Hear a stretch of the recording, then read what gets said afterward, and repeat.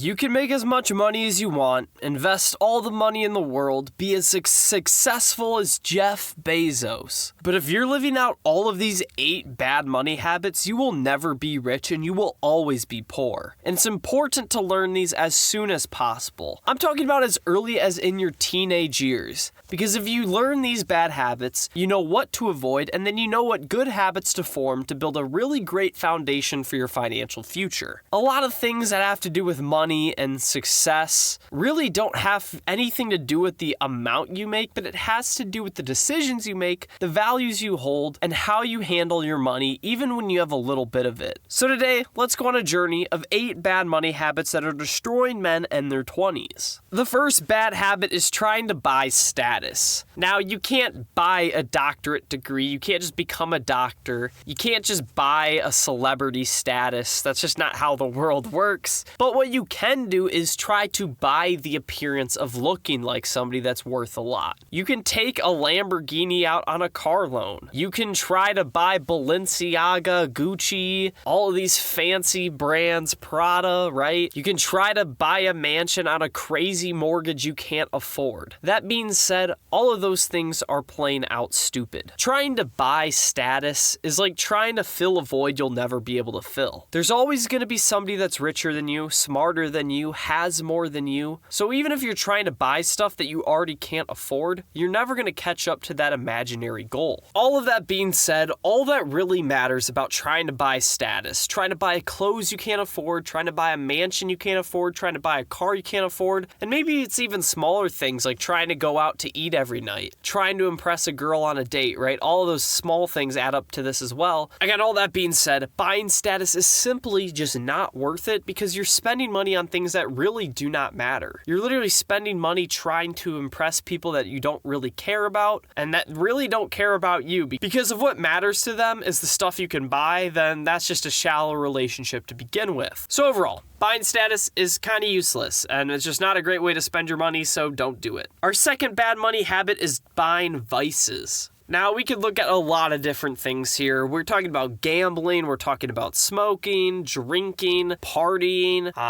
There are so many things that we could talk about here, but basically anything that is a vice is something that you spend money on that gives you an instant sense of pleasure. It seems like our world in general is kind of going towards that direction, talking about short form media content, legalized marijuana, a lot of stuff like that is kind of becoming a trend. And I understand it. The quick hit of dopamine is nice when you especially don't really have to do any work to earn it. It's not a bad gig. That being said, it's terrible for yourself and your health, but it is also terrible for your money and your wealth. Vices cost a lot of money. Alcohol costs so much more money than water. And I know that sounds stupid, but it really is a crazy comparison if you think about it. They're two liquids, but one costs a lot more and is a lot more unhealthy for you, but yet we spend a lot of money on it. For that personal reason, I don't drink alcohol. Not only is it bad for my health in general, but it's terrible for my finances as well. So I just don't see a reason to do it. Now, I'm not saying you can't drink at all. Shoot, I'll admit, I gamble on sports from time to time, but I do it very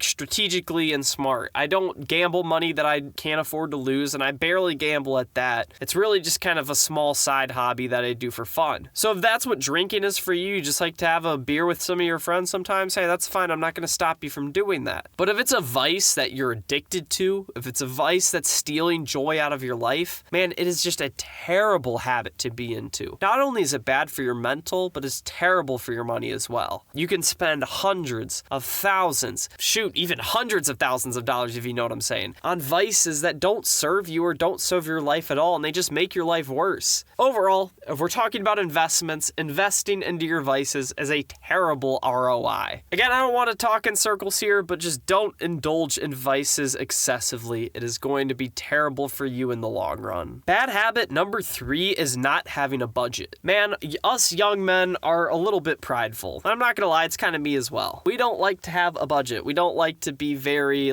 pinpoint. We have to spend this money here, that money here, and have it all pre-planned. That's just not too much much fun, and I understand that gripe. But when we're talking about being successful with our money, one thing that most successful people do is they have a budget. Whether they have $10 in their bank account, whether they have millions in their bank account, they give every single dollar that they earn a job to work in their budget in their life. Because otherwise, when push comes to shove and you're out at a bar or you're out with your girlfriend for dinner, you don't really know how much you're able and willing to spend on that time out. And so what usually happens is you don't underspend, but you overspend. And then you realize, shoot, if I overspent going out to eat, then I can't invest this month, or I'm going to miss a debt payment, or just other financial things that are going to cause so much more financial stress than if you just had a budget or a plan. And again, it's probably not going to be that big of an issue in your teens or your 20s, or maybe even in your late 20s to 30s, but when you have a family, when you have kids, when you have a wife, being able to plan where every dollar's coming in and then planning where every dollar's going to go is a big deal. So you might as well get in the habit of it now. Bad money habit number 4 is overspending. I feel like this is a really simple point, but it just makes sense. The definition of overspending is basically living above your means. And living above your means is basically another way of saying spending more money than you make. It's a pretty simple math equation. If you're spending more money than what you're taking in, you're going to go into debt. If you go into debt, then you're going to have to pay debt payments. And if you're already overspending when you don't have any debt payments, and then you start overspending and missing debt payments, debt is going to stack and stack and stack and stack. So we could explain this point for a whole 2 to 3 minutes. I could sit here talking about a bunch of stuff. But long story short, don't live above your means. Live below your means. Pay off debt, and if you have so much left over that you can save and invest even at a young age, then shoot, you can start getting into a great habit of doing that as well. It's pretty simple. You will not be rich if you are spending more money than you make. It's a really basic math equation. Nothing much else to say here. Which brings us into bad habit number 5, dating. Now, what you might be thinking is, hold up, you're telling me I can't date because it's a bad money decision? Of course not. But let me just tell you, so many men get this wrong, and it's just a terrible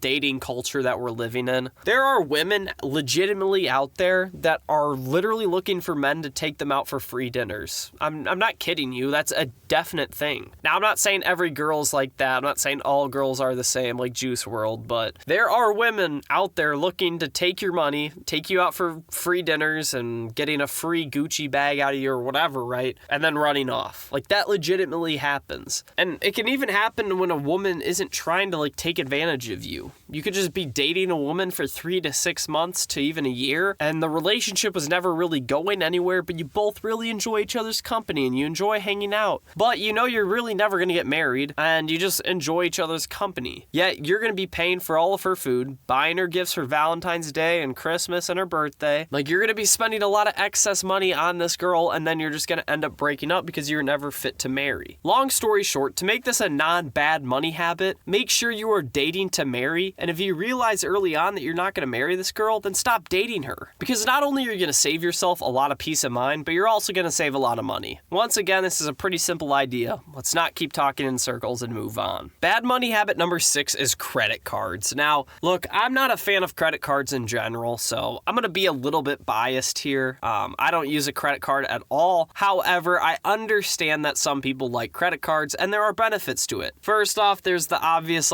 technically you're getting 0% interest until your payment period, which again really doesn't make that much big of a difference, but for some people, that's the reason why they use credit cards. Another thing is the rewards points you can earn and the credit card points, and I guess if your credit card gets stolen, you could dispute the charges on it, unlike a debit card, right? I get all of that, right? However, there is a big downside to credit cards as well, and it's the debt. And obviously, nobody wants to go into debt. Nobody opens up a credit card and starts using their credit card to be all right, yes, I can finally go into debt. I can finally screw myself financially. However, people still get into debt. And why is that? Well, because it's really easy to. It's really easy to swipe a card, not have to pay any money for it, and then you own a fancy pair of shoes. Or maybe it's not even a fancy pair of shoes. Maybe it's just a dinner out. However, that free meal is going to catch up with you eventually. You're going to have to pay it off. And for me, I just like to pay it off right away instead of later. Again, that's just my personal preference, and it helps me avoid getting into debt. Because do you know how many people people are in debit card debt? 0%, because you can't go into debt with a debit card. However, there are millions of people struggling around the world with credit card debt. Again, if you're getting your rewards points, if you like your 0% interest until your payment period, all of those things, right? Like, go ahead, use your credit card as long as you're using it smartly. I don't care. But if you're going into debt and you're screwing yourself financially just so you can, like, attempt to get credit card points or attempt to be savvy in some sort of way, then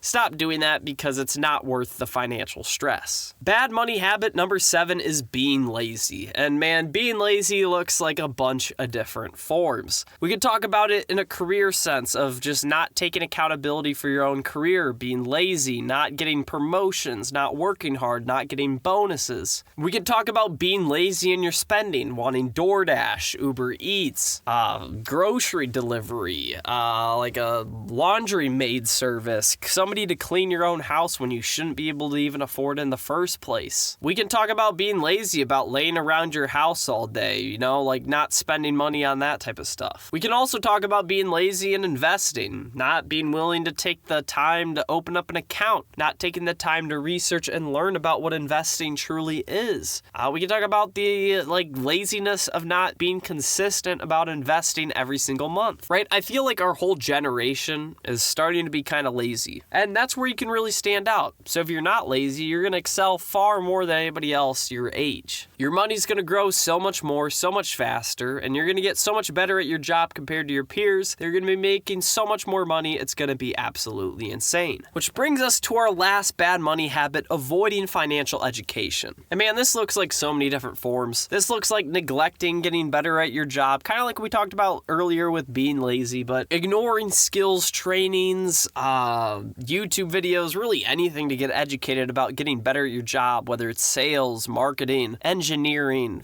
like playing professional football, I don't know, right? Ignoring the ability to increase in that, but also just like forgetting to learn about money in general. Forgetting about how to invest, like, right? Like we know to like probably just get into index funds and whatever and open a Roth IRA, those type of simple things, but you can always learn more and you can always improve. This is something I kind of neglect the most. Out of all the money habits, ignoring financial education is probably at the highest, because I think I know it all, but in reality, I don't. There's always more you can learn, whether it's new budgeting techniques, more frugal like living tips, more wealth building in the long run ideas, like a bunch of stuff like that, right? One of the more famous ideas about entrepreneurship or just becoming successful and becoming rich is to never stop learning, never stop educating yourself, because once you do, you start falling behind, because in an ever-changing, evergreen, constant changing world, the only certainty in our life is that things are going to change for the better, and we need to learn what those better things are, or else we're going to fall behind with the worse. Once again, like I've said multiple times throughout this video, it's a pretty simple concept, but all of these concepts are simple. However, they're still important, and we still need to make sure we're implementing them into our lives. If you enjoyed this video, check out another video of mine on your screen right now. Click here. I know you'll enjoy it.